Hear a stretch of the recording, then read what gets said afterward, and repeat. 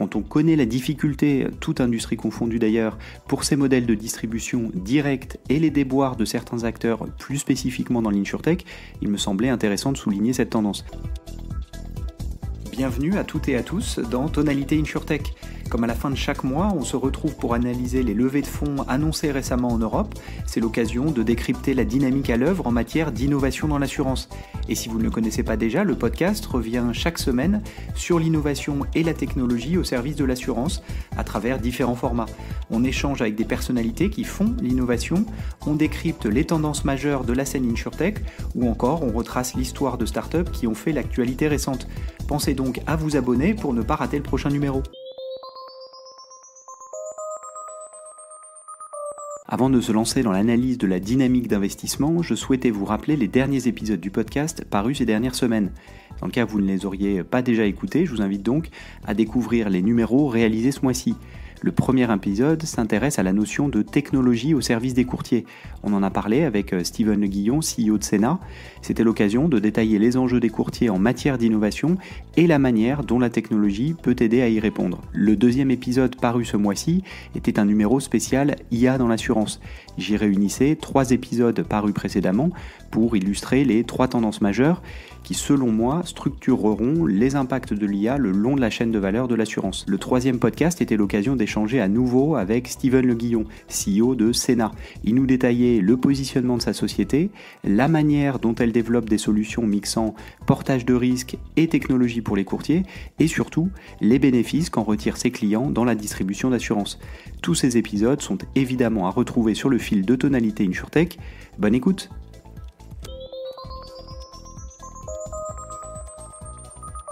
Et maintenant, on revient comme chaque mois sur la dynamique d'investissement à l'œuvre sur la scène InsurTech européenne. Et le mois de mai a connu un très léger regain d'activité avec 5 deals annoncés ces dernières semaines. En revanche, ce sont seulement 30 millions d'euros qui ont été investis en Europe, ce qui en fait le mois le plus faible du point de vue des montants levés, même si cela s'explique notamment par l'absence de deals late stage au-delà des 15 millions d'euros. Bref, 5 deals annoncés pour 30 millions d'euros investis, c'est ce qu'il faut retenir du côté des chiffres. Je vous propose maintenant de s'attarder sur les 3 deals les plus importants pour essayer d'en tirer quelques enseignements, soit sur la startup en elle-même, soit plus largement sur la tendance qu'elle illustre. Commençons par Peppercorn, en 3e position. La startup anglaise annonce un nouveau tour de 3,25 millions de pounds. Au-delà de l'affichage d'un tour sursouscrit selon la startup, cette levée de fonds doit permettre à la société d'accélérer le déploiement de son offre B2B d'agents conversationnels spécialistes de l'assurance. Lancée en 2020, elle propose en effet le produit Piper à différents acteurs de l'assurance avec la triple ambition, et je lis ce qui est écrit sur son site internet, de réduire les coûts, d'améliorer l'appréciation du risque, le tout dans une expérience client enrichie. Notons enfin que cette levée intervient 2 ans après un premier tour de 1,8 million de pounds et que la société emploie désormais 19 personnes d'après LinkedIn. C'est un chiffre qui est en baisse quand même de 14% sur un an.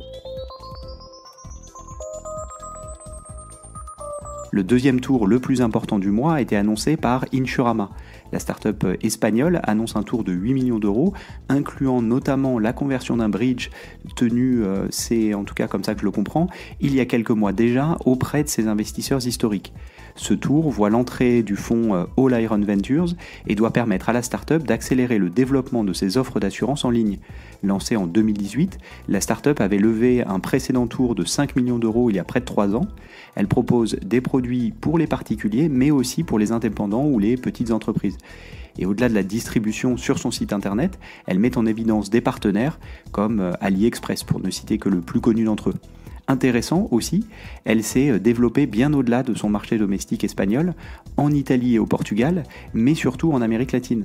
Notons aussi la croissance de son équipe, désormais composée de 53 personnes, soit une hausse de 23% sur un an.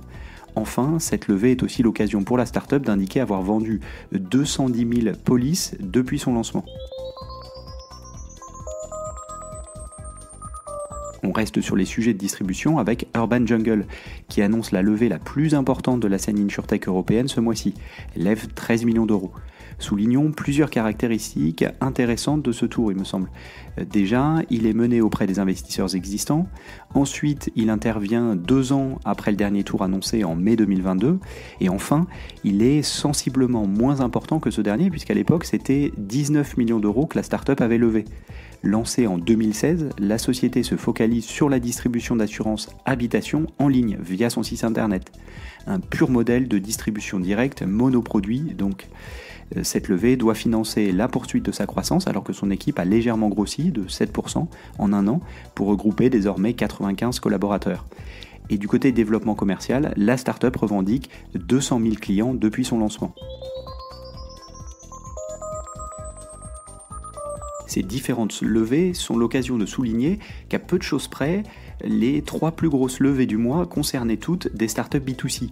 Quand on connaît la difficulté, toute industrie confondue d'ailleurs, pour ces modèles de distribution directe et les déboires de certains acteurs plus spécifiquement dans l'insurtech, il me semblait intéressant de souligner cette tendance. D'ailleurs, cela fait écho à la récente entrée sur le marché français de 2 acteurs internationaux de l'assurance chien-chat, Barkibou, venu d'Espagne, et Lassi, en provenance de Suède.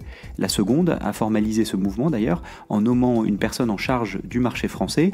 Les deux sont particulièrement actives en matière de publicité sur les réseaux sociaux. Ça va être intéressant de voir comment elles vont parvenir à se faire une place sur ce marché aux côtés d'acteurs locaux. Je pense à Kozu ou Dalma, qui est d'ailleurs moins présente ces derniers temps en matière de publicité digitale sur les réseaux sociaux, ou d'acteurs généralistes. Je pense à Achille qui a récemment réactivé ses publicités en ligne, elle qui n'en avait mené, en tout cas à ma connaissance, que quelques-unes pendant un temps extrêmement court après son lancement en 2021.